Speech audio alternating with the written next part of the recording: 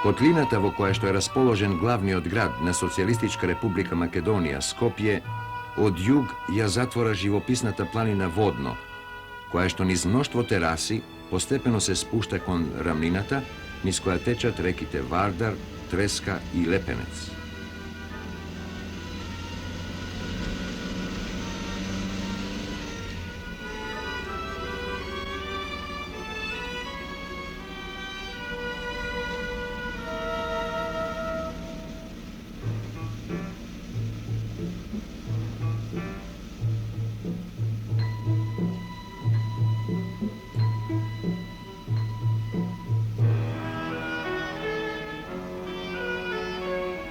На падините од оваа планина се наоѓа малото село Горно Нерези, во чија што непосредна близина повеќе од 800 години обстојува на времето и на честите земјотреси манастирската црква посветена на Свети Пантелејмон, заштитникот на здравието.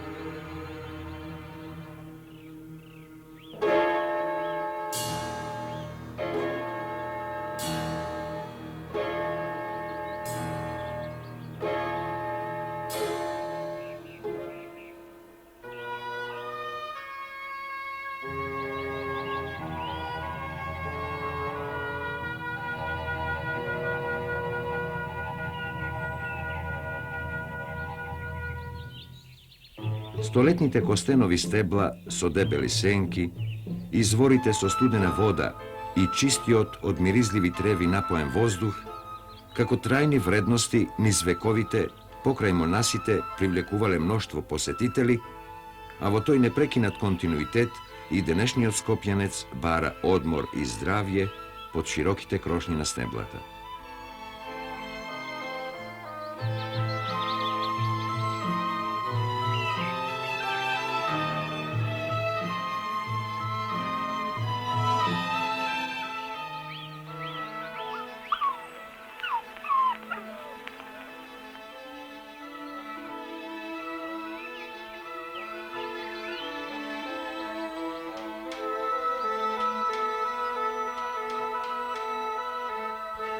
Разгледувајќи денес манастирската црква посветена на Свети Пантелејмон во Горно Нерези, како да ни станува јасна основната замисла на византискиот принц Алексеј, синот на Константин Ангел и Теодора, најмалата ќерка на византискиот император Алексеј I Комнен.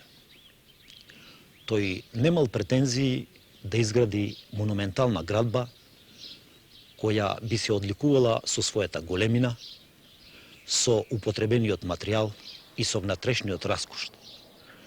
Неговата концепција била да изгради еден објект кој што ќе делува со својата форма, со своите куполи, со својата полихромна фасада. Византискиот принц преку своите градители ова и успеал да го оствари. Пред нас се наоѓа објект кој што по своите пропорции и по се она што градителите во него го вградиле, представува ремек дело на градителството од овој период. Дека принцот не погрешил во изборот, зборуваат складните форми на сочуваната црква, за чие градење биле употребени тули и обичен кршен камен, изваден во околината на манастирот, но со големо мајсторство претворени во полихромни површини кои го потенцираат впечатокот, како објектот да израснал од една монолитна стена исечена со вештата мистрија на непознатиот градител. Во горниот дел црквата завршува со една поголема и 4 помали четиристрани куполи.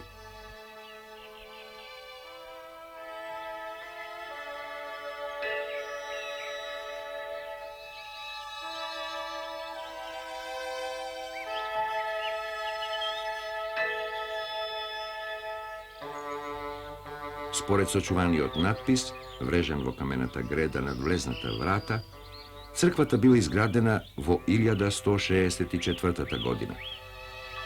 А ако непознатиот градител спаѓал во редот на талентираните мајстори градители, под чиишто раце обичниот кршен камен се претворал во живописни фасади, непознатите зографи живописци без сомнение ги представувале најзначајните имиња на византиските зографи на своето време. Дека овој континуитет на градежнишкото искуство се пренесувал од колено на колено, од генерација на генерација низ вековите, покажува и подоснешната обнова на куполата и незиното вешто вклопување во стариот организам на храмот, кој настрадал во 1555 година за време на еден од поголемите земјотреси што се случил на ова подрачје.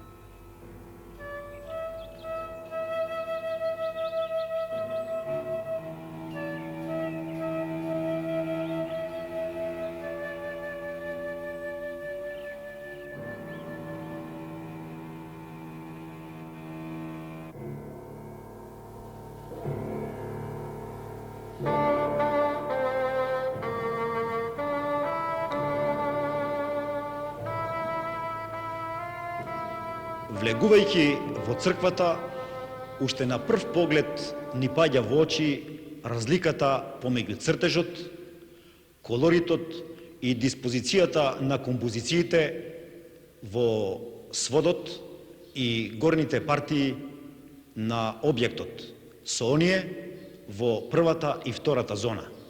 На што се должи тоа? Во 1555 година регионот на Скопје и Водно го зафатил голем земјотрес. Во тој земјотрес пострадала и куполата на оваа црква. Загрижените калуѓери биле принудени да побарат мајстори, се разбира за обновување на куполата, а потоа и живописци да го живописат настраданиот простор. Овој живопис од 16 век не ќе биде предмет на нашето разгледување. Нашето внимание ние ќе го свртиме исклучиво кон живописот од 12 век, дело на непознати зографи, творци кои што по своите високи сликарски вредности спаѓаат меѓу најзначајните сликари на своето време.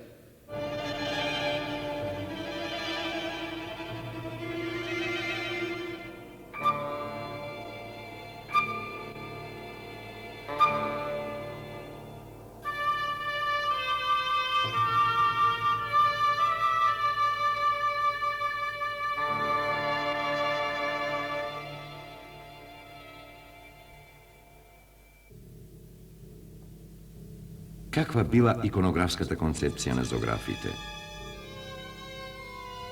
Над цоклата, од вешто имитирани мермерни плочи, се насликани 26 светители во цел раст, кои што представуваат неповторлива галерија ликови со максимално издиференцирани физиономии. Лесно ги разпознаваме и следиме.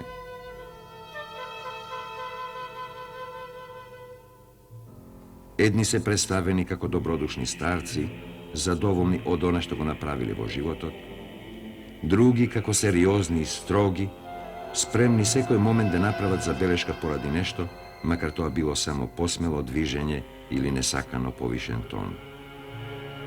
Едни се намуртени, како да изразуваат незадоволство од она што го постигнале проповедајќи ги начелата на христијанската религија, други пак замислени како да жалат за изгубеното време.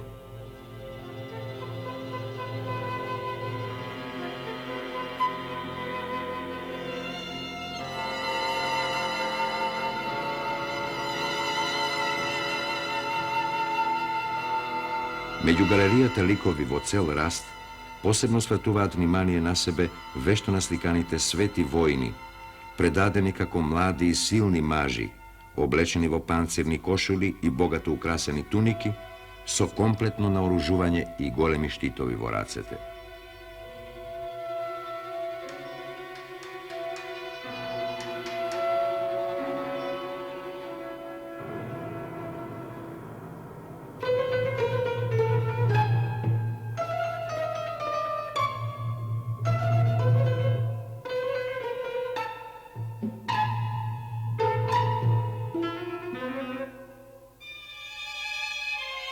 Исправени пред некој од ликовите во олтарниот простор, насликани во допојасни представи, застануваме вчудовидени пред свежината на колоритот, смелиот цртеж, ненадминатата експресивност.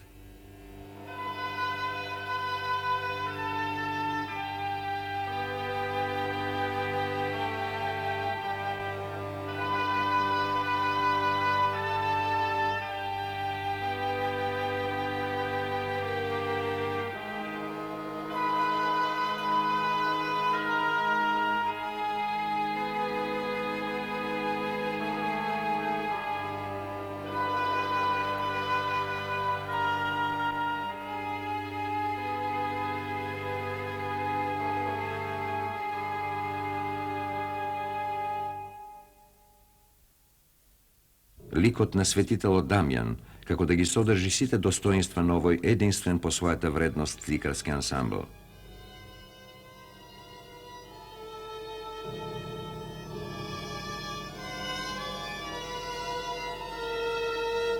Разгледувајќи ги пак ликовите насликани на столбовите во источниот дел на црквата, нашето внимание го привлекуваат штукатурните рамки, копаничарски обработени со длето, водено од рака на високо опитен мајстор, во кој се насликани патронот на црквата Свети Пантелеимон од едната и Света Богородица со малиот Христос в раце од другата страна.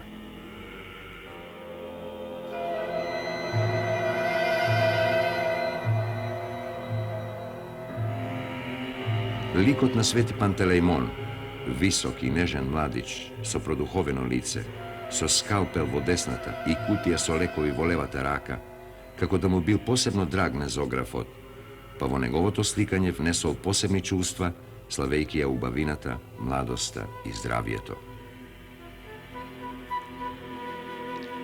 Во обидот да извршиме анализа на фреско живописот на нерешките мајстори, доваѓаме до сознанието дека работеле двајца главни мајстори и неколку нивни помошници. Разликата помеѓу двајцата главни мајстори ја согледуваме во прв ред во колоритот, додека цртежот и колоритот, тие работејќи заедно, успеале да го подредат на основната цел, а тоа е максимално истакнување на драматизмот, на композициите и фигурите што ги сликаат.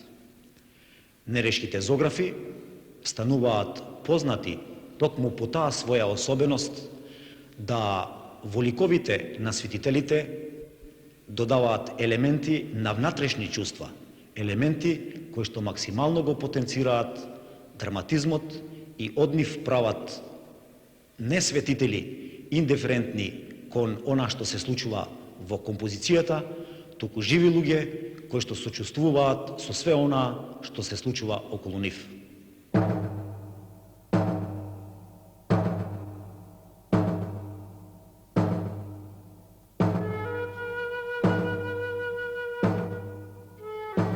Во втората зона се насликани композициите што ги илустрираат големите празници.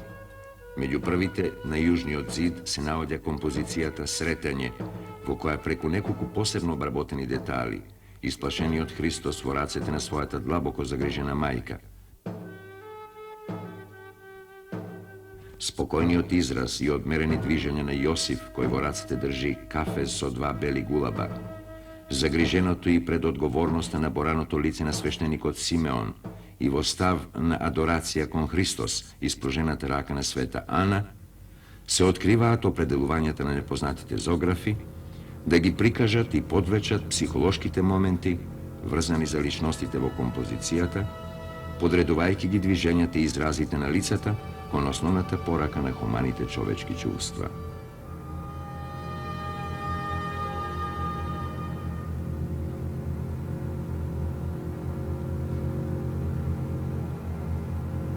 Внимателното око забележува со каква љубов се насликани сините и црвените цветови, тревата, старите глуждави мастинови дрвја во композицијата Преображение Христово и меѓу нив во различни, посебно за секоја фигура студирани пози, легнатите од силната светлина исплашените придружници Христови.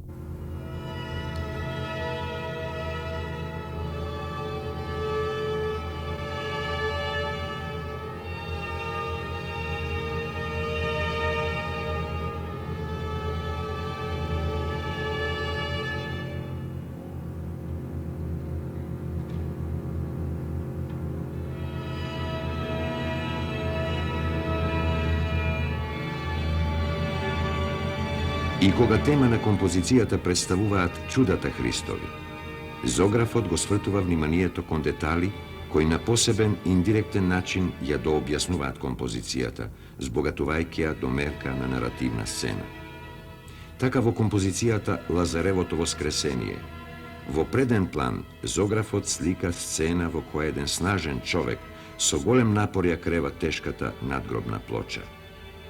Својата благодарност сестрите на воскреснатиот Лазар ја искажуваат со насолзени очи и понизни движења, бакнувајќи му ги нозете на Спасителот.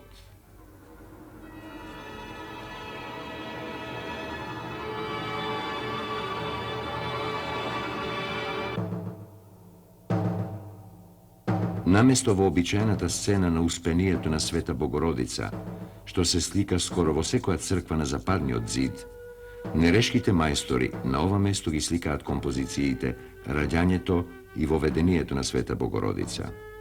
И во едната и во другата композиција посебно се подвлечени ликовите на жените што носат посадки и девојките што учествуваат во свечениот чин на воведението на Света Богородица во храмот.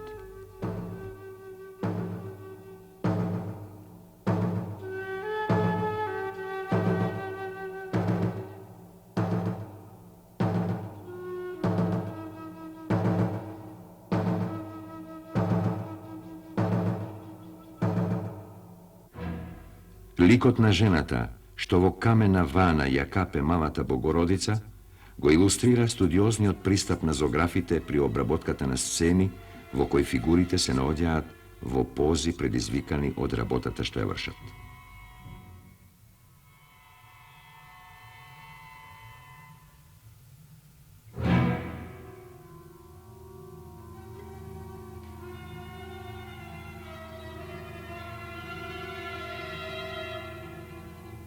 Ваков е случајот и во композицијата Влегувањето во Ерусалим, во која со своите фигури посебно импресионира групата граѓани кои пред портите на Ерусалим го пречекуваат Христос.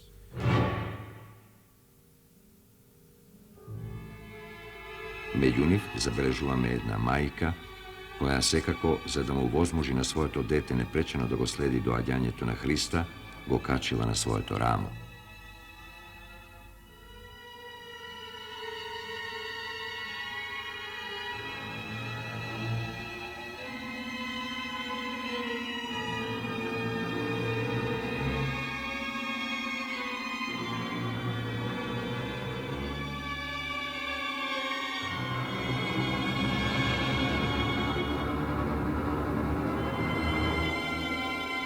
Иако укажавме на близината на цртежот на двајцата непознати зографи, сепак подеталната и пообстојната анализа ги издвојува рацете на едниот и на другиот сликар. Така едниот слика брзо и смело, владејќи со широк диапазон сликарски постапки, во кој се манифестира неговата правокласна обука. Вториот работи во нешто помалку сигурен манир, сликајќи со нешто поразводнети бои. Но освен рацете на главните мајстори, распознаваме и раце на помалку опитни калфи, меѓу кои би можело да се предпостави дека се кријат еден број локални зографи кои биле поканети во својство на помошници на познатите цариградски сликари.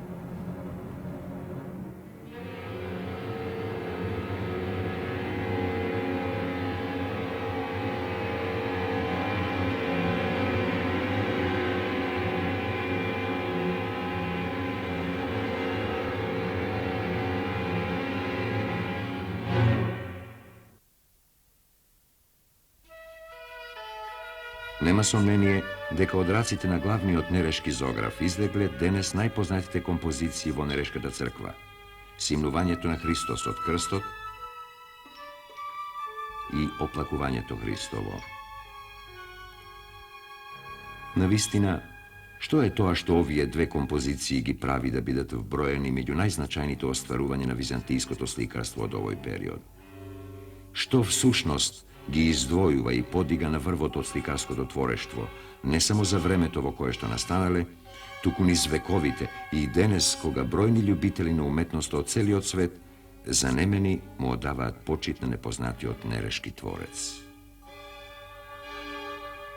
Во еден сосема иреален простор, во кој сината линија на небото се допира со зелената линија на земјата, е поставен голем дрвен крст, на чиишто долен дел се уште се приковани нозете на распнатиот Христос. Околу него, неговите најблиски, застанати под крстот, се обидуваат да го симнат неговото тело.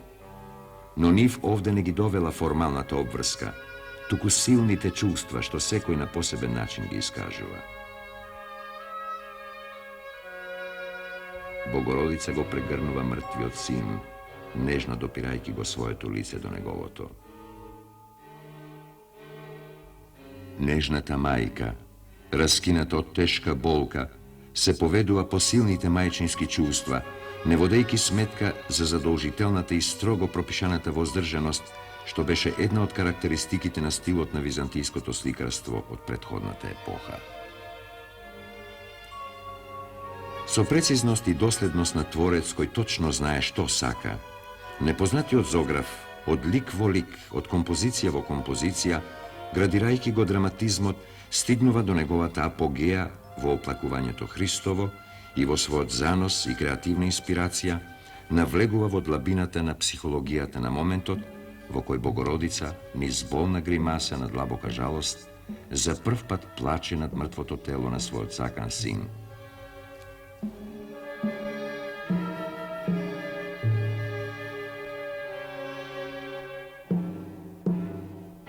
Згрченото лице, набраните и силно подигнати веги, усните стегнати во грч, очи полни со тага, свитканото тело и нежната преградка прават психолошката компонента да биде далеку над иконографската.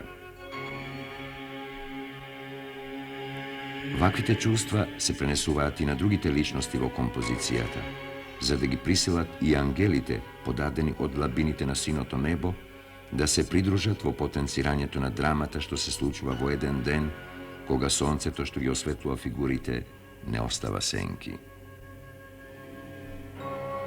Со каква љубов непознатиот нелешки зограф им приоѓа на поединечните ликови на фигурите, со каква нежност ги обликува нивните лица и раце. Покажува ликот на Свети Трифун, од кој зрачи добрина и смиреност.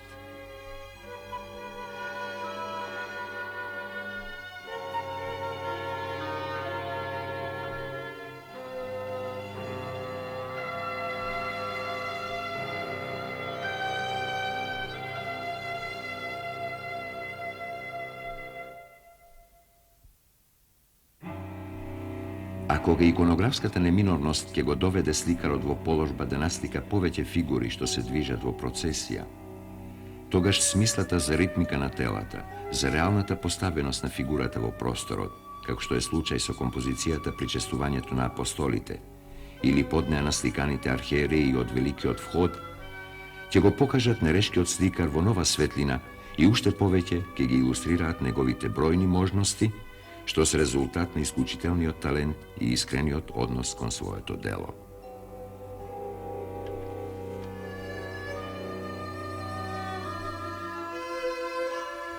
Не треба да се заборави дека во времето кога настануваат нерешките фрески, се уште не беше насликана капелата Скровењи во Падова, од четката на славниот Ѓото, како што не треба да се заборави ни тоа дека во тој период во Македонија не можеа да постојат услови што ќе овозможат еден развој во уметноста, како што се случи во Италија во подоснешниот период. Но независно од тоа, во творештвото на сликарите кои што работат во Македонија во овој период, сепак откриваме еден нов пат, кој што не е ист со тој што се следи во западноевропската уметност, но кој што продолжува да се изградува и следи како посебен пат во македонската средновековна уметност.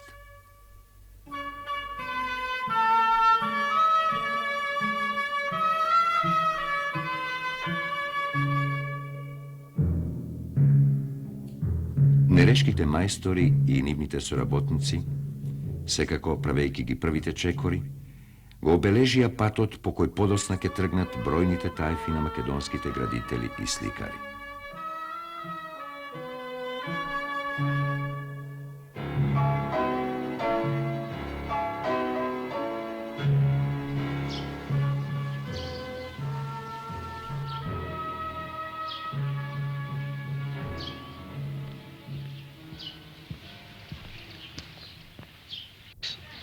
Напуштајќи ја црквата Свети Пантелеймон во Нерези, нужно е да укажеме на стилските врски на овој објект, на овој живопис со претходните фрески во Македонија и тие што следуваат по овој период.